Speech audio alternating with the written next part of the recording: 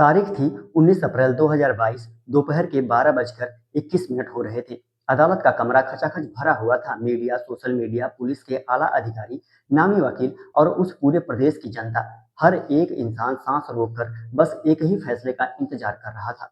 हर कोई जानना चाहता था कि आखिरकार उस मासूम के साथ हुई दरिंदगी पर कानून क्या रुख अपनाता है।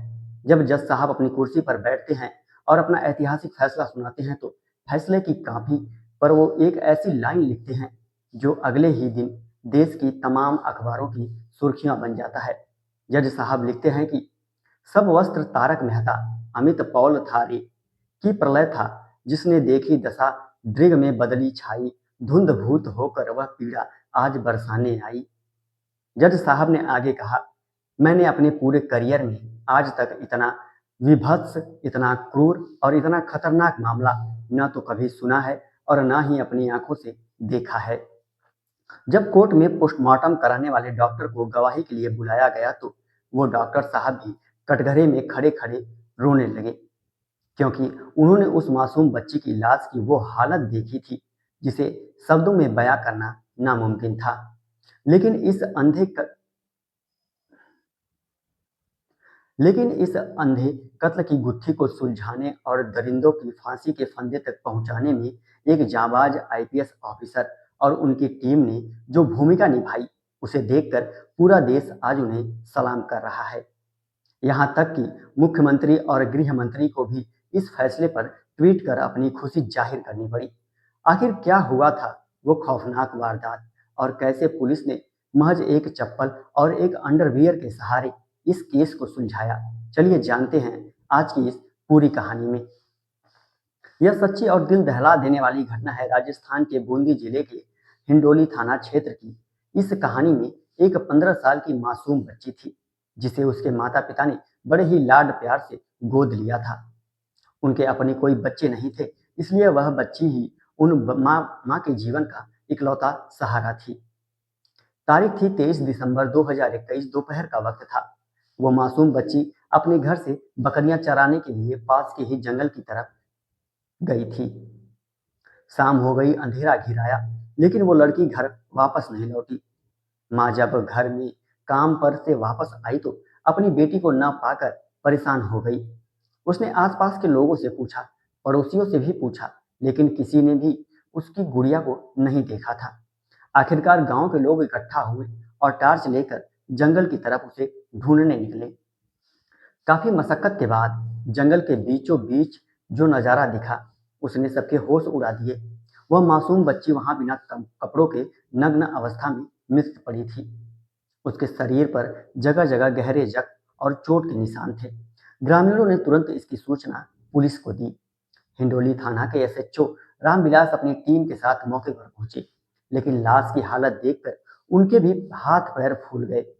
उन्होंने तुरंत अपने सीनियर इलाके के एसपी और जांबाज आईपीएस ऑफिसर को फोन लगाया और कहा, सर, मामला बहुत गंभीर है, आप तुरंत मौके पर आइए। लगभग 1.5 घंटे का सफर तय करके आईपीएस ऑफिसर भी रात के करीब 9:30 बजे घटना स्थल पर पहुंच जाते हैं। जंगल का वो इलाका पूरी तरह सुनसान था।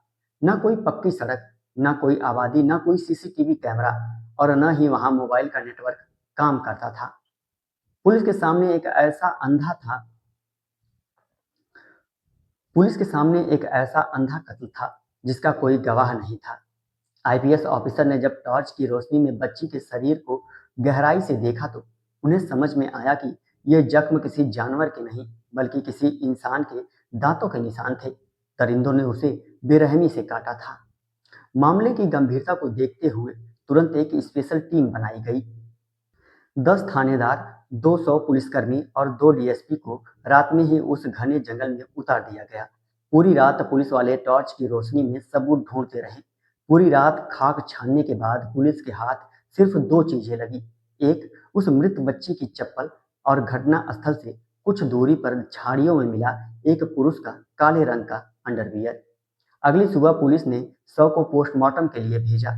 डॉक्टरों ने जो रिपोर्ट दी उसने पुलिस के रोंगटे खड़े कर दिए।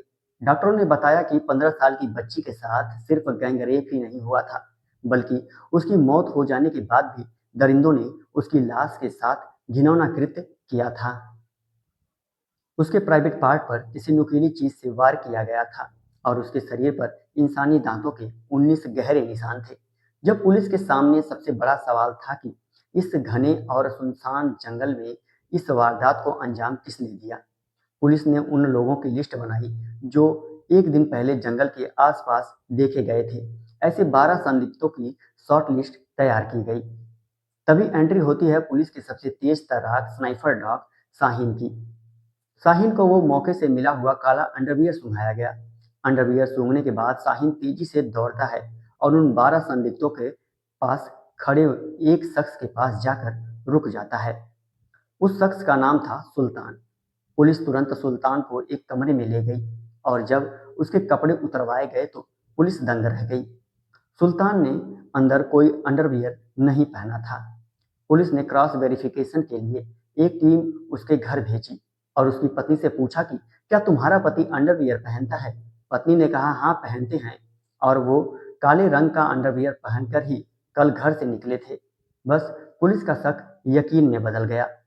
जब पुलिस ने सुल्तान पर सख्ती बरती और थर्ड डिग्री का इस्तेमाल किया तो वह टूट गया।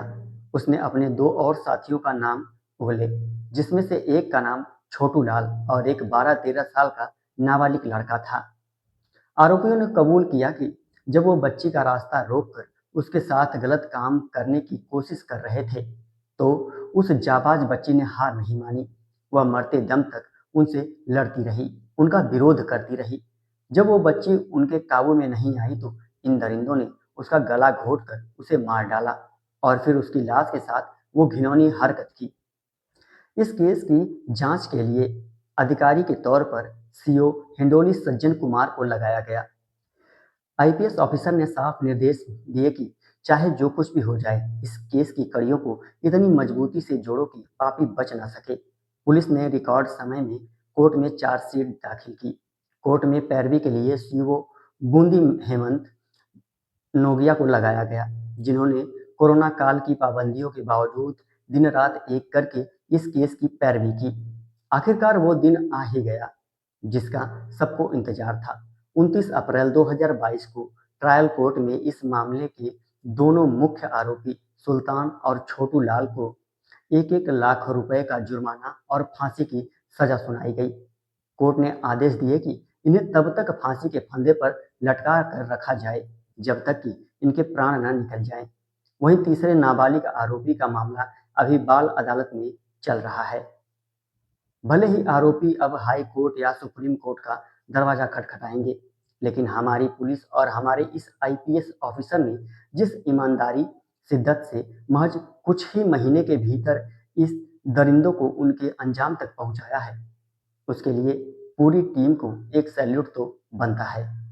इस घटना को आपके सामने लाने का मेरा मकसद सिर्फ इतना है कि हम सब सतर्क रहें। जंगल, खेत या सुनसान रास्ते हमेशा जोखिम से भरे हो सकते हैं। अपने घर की बहू, बेटियां या बच्चों को कभी भी ऐसे सुनसान इलाके में अकेले ना भेजें।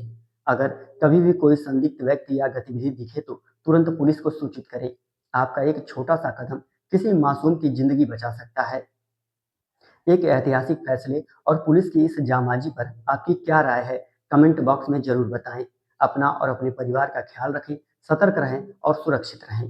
धन्यवाद।